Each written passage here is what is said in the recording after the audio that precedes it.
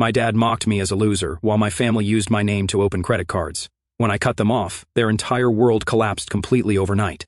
Name's Owen, 28, male. I was 3 knuckles deep in my mom's transmission fluid when my life imploded. Saturday afternoon, November cold. I'd been under that hood for 2 hours trying to figure out why her Camry sounded like a dying accordion every time she shifted gears. I'm the family mechanic, also the family IT guy bank, and apparently the family punching bag. I've been fixing cars since I was 15. By 17, I could rebuild an engine. By 20, I was doing side work for neighbors and pocketing decent cash. Now I'm 28, working as a network security analyst, making solid money. But I still spend my Saturdays fixing family cars because God forbid they pay an actual mechanic. My sister's Honda needed new brake pads last month. My brother's truck needed a new alternator in September. And today, Mom's transmission was slipping. I grew up in a house where nothing was ever enough. My dad worked construction until his back gave out when I was 19. Since then, he's been on disability, sitting with soda cans on the couch and offering unsolicited life advice. My mom works part-time at a dental office. She's not the problem, she's just collateral damage. My sister Paige is 25 and has never held a job longer than 4 months. Instagram influencer mindset without the followers. Living at home since dropping out of community college 3 years ago. Claims she's finding herself mostly. She finds new ways to ask me for money. My brother Shane, 23, is marginally more useful. Works at a distribution warehouse. Plays video games until 3 a.m. Contributes exactly nothing to household expenses despite living there rent-free. So, there I was. Saturday afternoon. Transmission fluid under my nails, trying to diagnose why this car sounded like it was grinding its own gears into dust.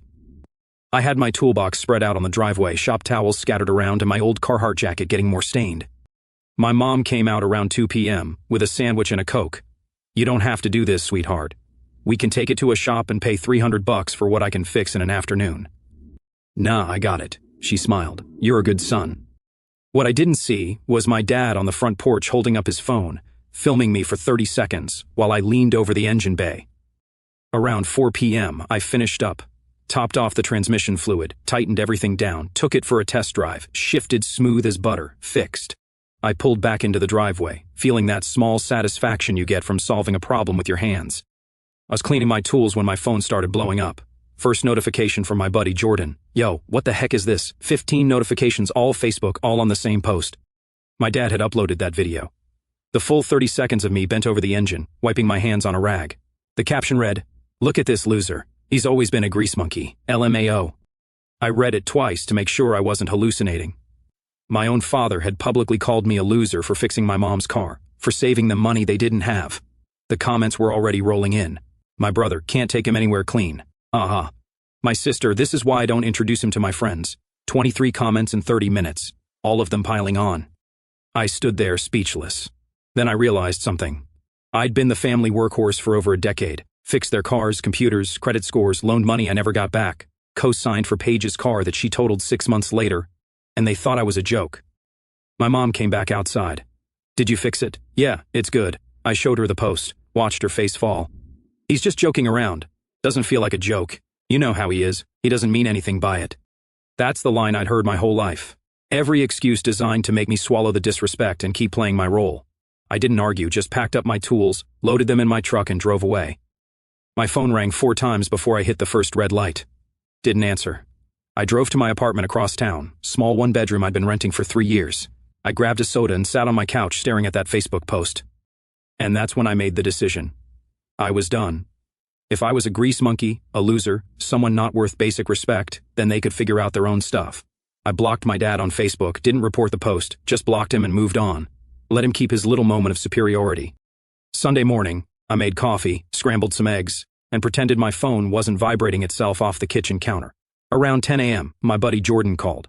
I picked up because Jordan actually gives a damn. "Dude, you good? Saw that post your pops made. That was foul. Yeah, I'm straight. Just done with them for a while. Don't think, do cut them off and watch how fast they realize you were the only functional person in that house." He wasn't wrong. I told him I'd catch him later and hung up. Went back to ignoring my phone until it buzzed with a text that made me actually laugh out loud. "Paige, why can't I withdraw $2,000 from your account?" Not, "Are you okay?" Not, "Sorry about the post," just straight to the money, because of course. 3 years ago, Paige convinced me to open a joint checking account. Over 3 years, she'd pulled out at least $15,000. Concert tickets, designer handbags, restaurant tabs, random online shopping sprees. Every time I checked the account, there was another withdrawal. She said she was borrowing it and would pay me back. Never did, not once. And every time I brought it up, she'd gaslight me into thinking I was being petty. 2 days before the car incident, I'd closed that account. Moved every penny to a new bank. Didn't tell her. I called her. She answered on the first ring. Why's the account closed? Because it's my account, Paige, not yours. We had a joint account. Yeah, that you drained like a dang ATM for 3 years straight. I was going to pay you back. When? At my funeral? You've never paid me back for anything. She started yelling, called me selfish, called me controlling, said I was abandoning her over one stupid joke, said I was being dramatic, said I was ruining Thanksgiving next week because now there was tension. I let her rant. When she finally stopped for breath, I said, I'm not your bank anymore. Figure it out yourself, and hung up. Wasn't going to sit through the inevitable 15 follow-up texts about what a terrible brother I was. But I wasn't done.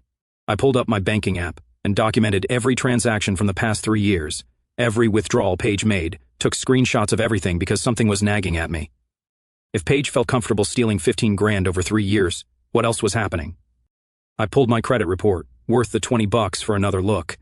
3 credit cards I didn't open, a personal loan I didn't take out, a car loan for a vehicle I'd never seen, all under my name, all with balances, total damage north of $40,000. I sat there staring at my laptop screen, feeling my stomach drop. This wasn't just Paige being a mooch. This was identity theft. And there was only one person who had access to my social security number, my mother's maiden name, my birthday, my dad. I called Jordan back. I need you to look at something. He came over within the hour. I showed him the credit report. He whistled low. Your pops did this? Has to be. This is fraud, man. You could press charges. I know. Jordan spent the next 2 hours walking me through identity theft protection. We froze my credit at all 3 bureaus, set up alerts, changed passwords, enabled 2-factor authentication on everything. By the time he left, I had a game plan. My phone buzzed. Text from my mom. Your father wants to talk to you. I typed back. Tell Dad I want my $40,000 back. Then we'll talk. Hit send. Turned my phone off. Monday, I went to work like nothing happened, kept my phone off until lunch. When I turned it back on, there were 63 notifications. Ignored all except one. A voicemail from my Uncle Ray. Uncle Ray is my mom's older brother. 20 years in the Army, retired as a master sergeant, now works as a safety inspector. We'd always gotten along, but never hung out much. His message was short. Call me when you get this. Need to talk. It's important. I called him during my lunch break. He picked up immediately. You got a minute? Yeah. What's up? Not over the phone. Can you meet me after work? I'm at Bravos on 5th Street. Bravos is a restaurant. Not a good sign when family wants to meet you at a restaurant for serious talks. But I said yeah, and showed up at 5:30. Uncle Ray was in a corner booth with a cup of coffee, late 50s, built like he still did PT every morning, salt and pepper buzz cut. I slid into the booth. He pushed a coffee across the table. Saw your dad's post, he said. Saw you left. Word travels fast. Your mom called me yesterday crying, said you accused your dad of stealing from you. Didn't accuse him, I know he did. Got the credit report to prove it. I showed him the screenshots. He looked through them without expression. When he finished, he took a long drink of his coffee. How much? 42,000 give or take. He cursed under his breath. That jerk. Your dad's been pulling stuff like this for years. Just didn't know he was doing it to you. That caught me off guard. What do you mean? Uncle Ray leaned back. Your old man borrowed 6 grand from me in 2019. Said it was for your mom's medical bills. Told me not to tell her because she'd be embarrassed. Never saw a dime back. Later found out there were no medical bills. Insurance covered everything. He pocketed the cash. Are you serious? Dead serious. And I'm not the only one. He hit up your Aunt Nancy for $4,000. Told her you were sick and needed help with hospital costs. Said you were too proud to ask. She sent him the money. Turned out you were fine, healthy as ever. He made the whole thing up. I felt my jaw clench. He used my name, your reputation, told people you were in trouble to manipulate them into giving him money. And it worked because people trust you. They know you're a good kid, who works hard and doesn't ask for anything. So when they heard you needed help, they didn't question it. Why didn't anyone tell me? Because he told them not to. Said you were embarrassed, said you didn't want anyone to know. Made them promise to keep it quiet. Classic con artist move. Isolate the victim. Control the narrative. Your dad missed his calling. He should have been selling swampland in Florida. How much did he take from everyone? From me and Nancy, 10 grand minimum. But there's others. Your cousin's wife, your great aunt, probably more people I don't even know about. If I had to guess, he's pulled this scam for at least 20, maybe 30,000 from the extended family alone. I did the math. 42 from me, 30 from family, $72,000. My dad had orchestrated a one-man fraud operation, and I'd been too blind to see it. "What are you going to do?" Uncle Ray asked. "I don't know yet. Part of me wants to let it go, just cut them off and move on, and the other part wants to burn it all down." Uncle Ray smiled, not a happy smile, a knowing one. "I was hoping you'd say that." He reached into his jacket and pulled out an envelope, slid it across the table. Inside was $1,500 in cash. "What's this?" "Your aunt and I have been saving it for the past 6 months. We knew something was wrong. Knew your dad was up to something. Figured you'd need it eventually. Consider it a down payment on getting your life back." I stared at that money. Couldn't remember the last time someone gave me something without expecting anything back. "I can't take this. You can and you will. Use it for a lawyer. Use it for whatever you need, but don't use it to help them. They're done bleeding you dry."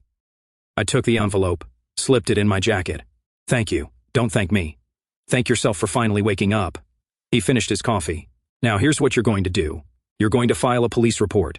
Dispute every fraudulent account. Get a lawyer and make sure your name gets cleared and you're not going to feel guilty about it. What if they fight back? Let them. They know what they did. They're just hoping you're too scared or too guilty to do anything about it. Prove them wrong." We finished our drinks. Uncle Ray paid before I left. He grabbed my shoulder. "One more thing. You need a place to stay for a while. You're welcome at our place. Guest room's empty. No rent. No questions. Just somewhere safe while you figure this out." I got my apartment. "I know, but the offer stands." I nodded and walked out, got in my truck and sat there for a minute. My phone had 14 new texts. Didn't read them. Just drove home, opened my laptop and started drafting a police report. If they wanted to play dirty, I'd show them what dirty really looked like. Tuesday morning, I took a personal day from work. Drove to the police station at 9 a.m. sharp. Told the desk officer I needed to file an identity theft report. She handed me a clipboard with a form. 20 minutes later, a detective called me back. Detective Chloe Walsh. She listened while I explained everything. The credit cards, the loans, the accounts in my name. She took notes. When I finished, she asked if I had proof. I handed her a flash drive with every screenshot, every credit report, every bank statement.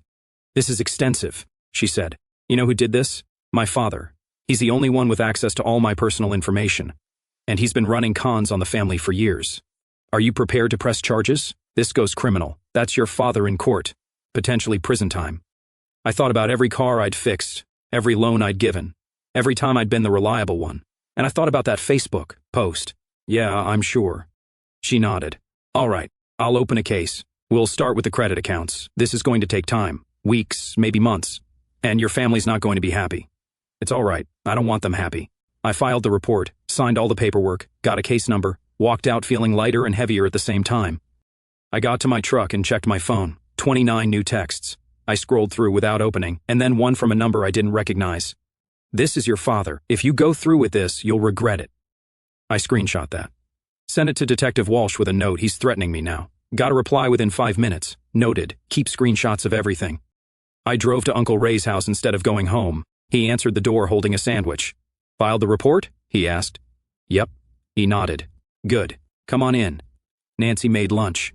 I spent the afternoon at their place. Aunt Nancy was Uncle Ray's opposite. Soft-spoken, worked as a school librarian, made the best food on the planet. She hugged me when I walked in and didn't ask questions, just fed me and let me exist. Around 3 p.m. My phone rang. Unknown number. I almost didn't answer, but something told me to pick up. "Is this Owen?" "Yeah." "Who's this?" "This is Monica Coleman. I'm an attorney specializing in family fraud and identity theft cases. Your Uncle Ray gave me your info. Said you might need representation." Uncle Ray gave me a thumbs up from across the room.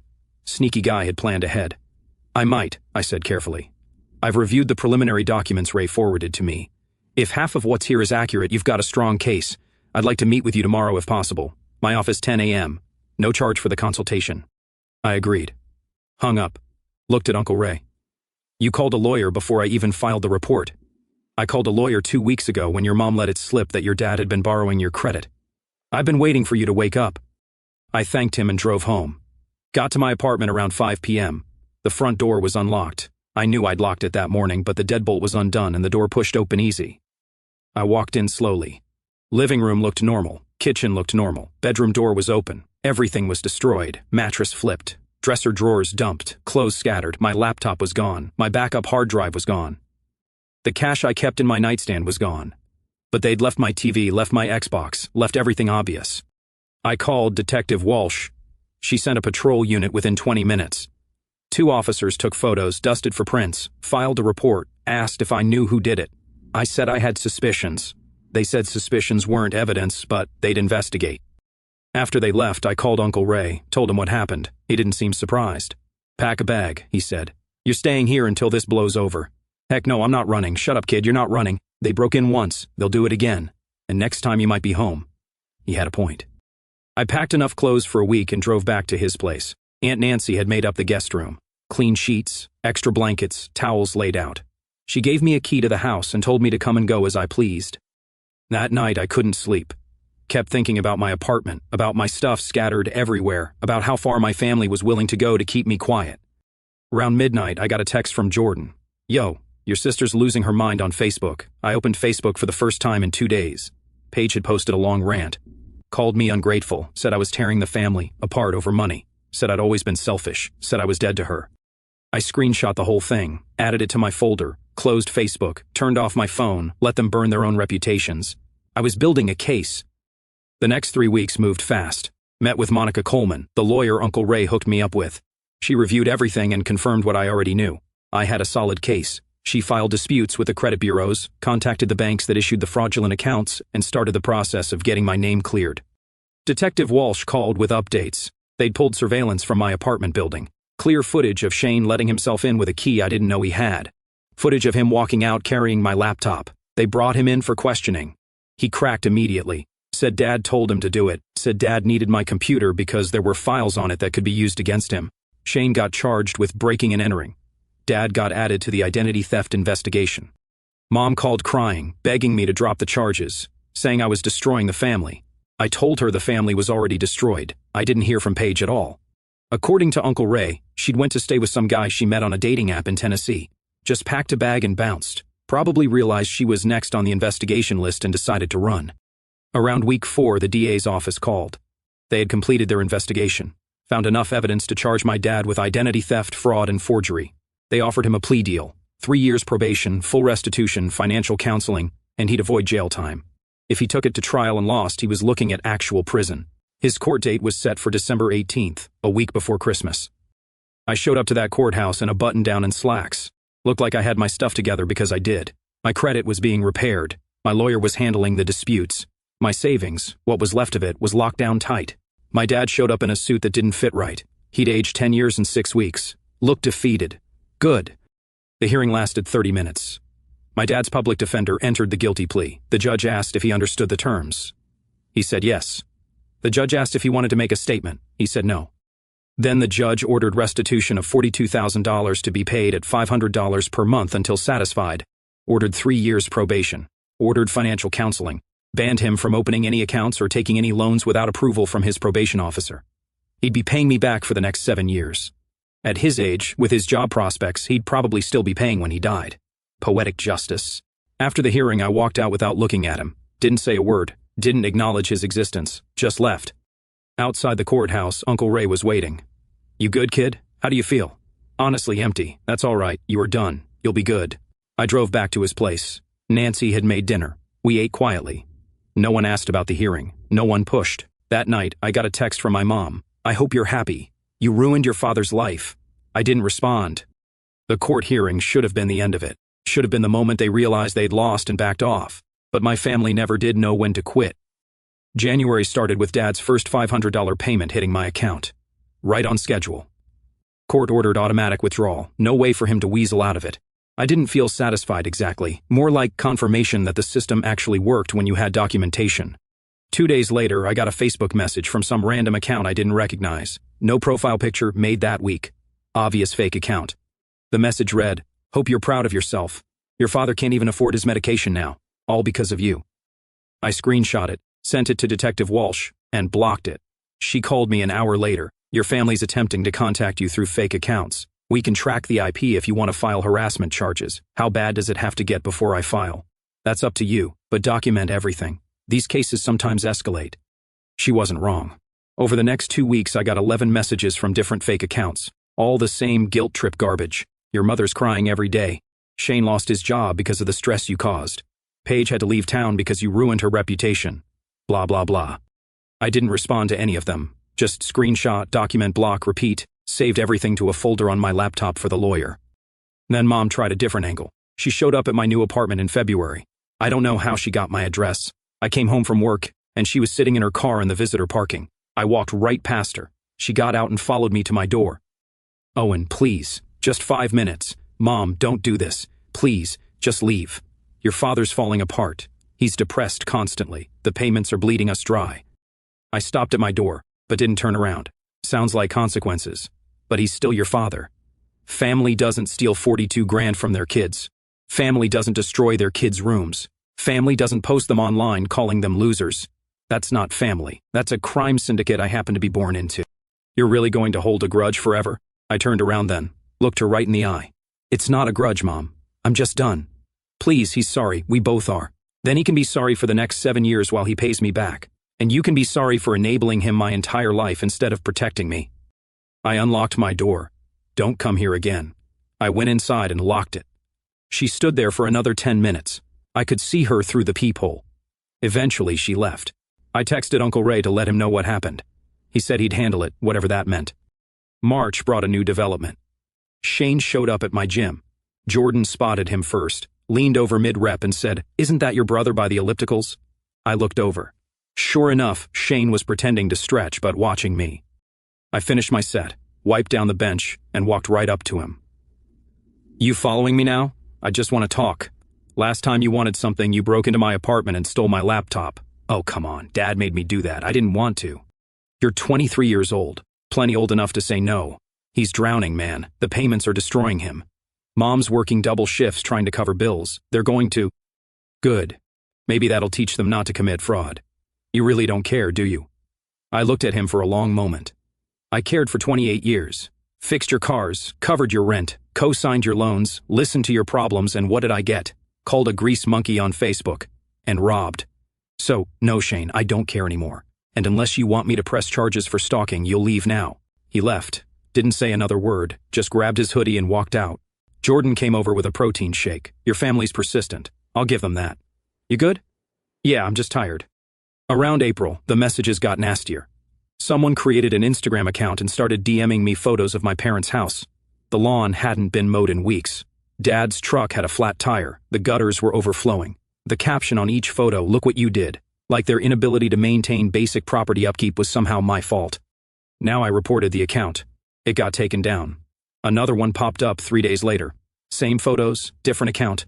I stopped engaging entirely. Let them scream into the void.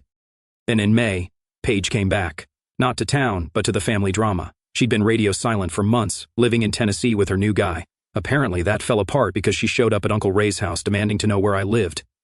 Aunt Nancy called me immediately. "Your sister's here. She's asking for your address."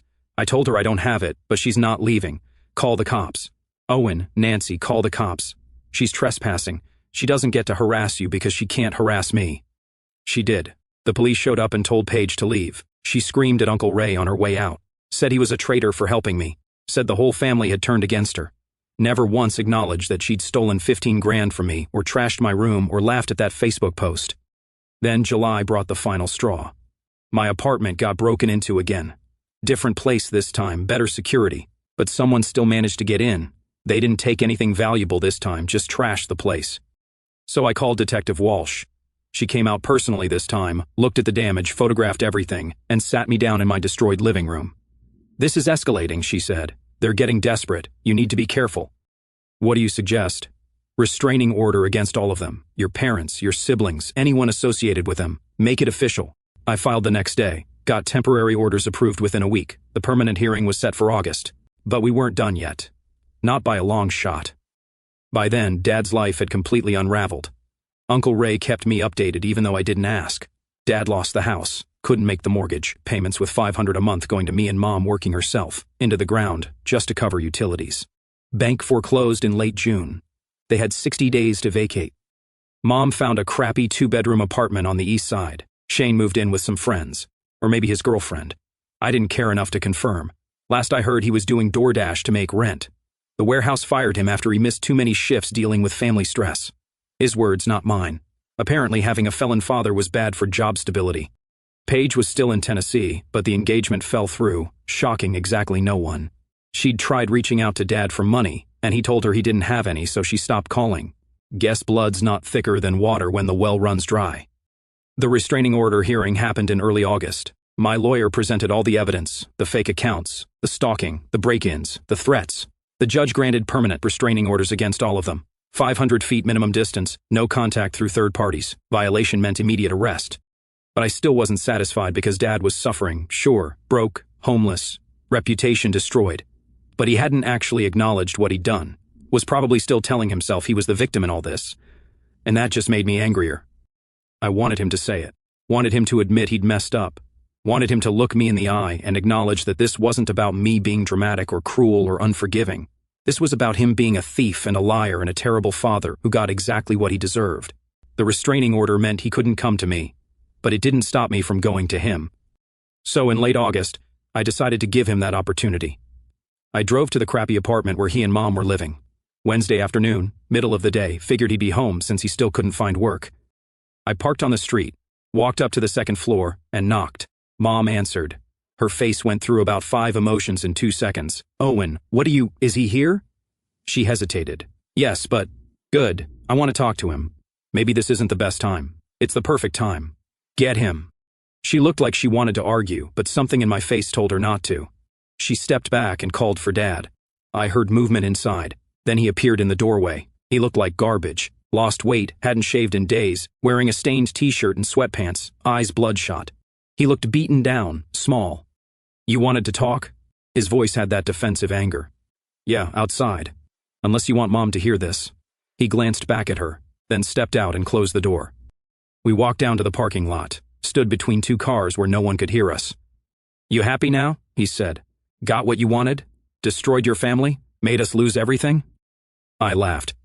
You destroyed the family, old man. I just stopped pretending it wasn't already gone. I made mistakes. You committed felonies. I was desperate. We were drowning in debt. I didn't have options. You had options. You just didn't want to take them. Easier to steal from your son than to get a real job. Easier to scam your family than to downsize your life. Easier to blame everyone else. And you didn't have to press charges. We could have worked it out. Yeah. How you going to pay me back 42 grand on disability? You going to apologize and make it disappear? You going to undo the credit damage? The accounts I had to dispute? The time I spent fixing your mess? I stepped closer. You messed around. You found out. That's how this works. I'm your father. You were my father. Now you're just some guy who owes me money. That hit him. I could see it in his face. The realization that he'd lost something he couldn't get back. The son who'd always shown up, always been reliable, always been there. Gone permanently. You've changed. You used to be kind. I used to be an idiot. Took me 28 years to figure that out, but I got there eventually. He looked at me with something like desperation. So that's it. We're done forever. We've been done since you posted that video. Everything after that was just making it official. I didn't mean, yes, you did. You thought I'd take it like the good son I was. Thought I'd keep being your ATM and your mechanic and your punching bag. But you forgot something. What? I'm good at fixing things. And when something's broken beyond repair, I'm good at knowing when to walk away. You're broken, Dad, and I'm done trying to fix you. I turned to walk back to my truck. He grabbed my arm. I looked at his hand, then at his face. Let go. He did immediately, like he remembered I wasn't 18 anymore. Wasn't someone he could intimidate or manipulate. Please, he said. His voice cracked. I'm sorry for all of it. I'm really sorry. I studied his face, looked for sincerity, found desperation instead. He wasn't sorry for what he'd done. He was sorry he got caught. Sorry his life fell apart. But he wasn't sorry. You know what the messed up part is? I said. If you just apologized back in November, if you'd taken down that post and said, my bad, that was awful of me, we might have worked through it. I might have even let the money thing slide if you'd owned it early and made a real effort to pay me back. But you didn't. You doubled down, sent Shane to rob me, created fake accounts to harass me, sent Mom to guilt trip me, acted like I was the problem for not accepting abuse. I know. I messed up. I know that now. Yeah, you do know. I walked to my truck, got in, started it up. He stood there in that parking lot looking defeated and small and pathetic. I put it in gear and drove past him without looking back. Got home, sat on my balcony with my coffee watching the sunset. My phone buzzed. Text from Jordan. How'd it go? Like putting down a sick dog. Necessary, but not enjoyable. You done now? I thought about it. Yeah, I typed back. I'm done. And I was because I'd gotten what I came for. I'd gotten confirmation that cutting them off was the only rational response to people who'd spent years treating me like dirt. I finished my coffee and went inside. Tomorrow, I'd wake up, go to work, hit the gym with Jordan, maybe grab dinner somewhere decent, live my life without the constant background noise of family dysfunction. Dad would wake up in that crappy apartment and make his $500 payment. Month 8 of 84, 76 more to go. They thought I was a loser, someone who'd always be beneath them, someone who existed to serve. But they were wrong. I wasn't beneath them. I'd been holding them up, and the second I stopped, they collapsed under their own weight. I was the one who got away, and they were the ones who'd spend the rest of their lives paying for it.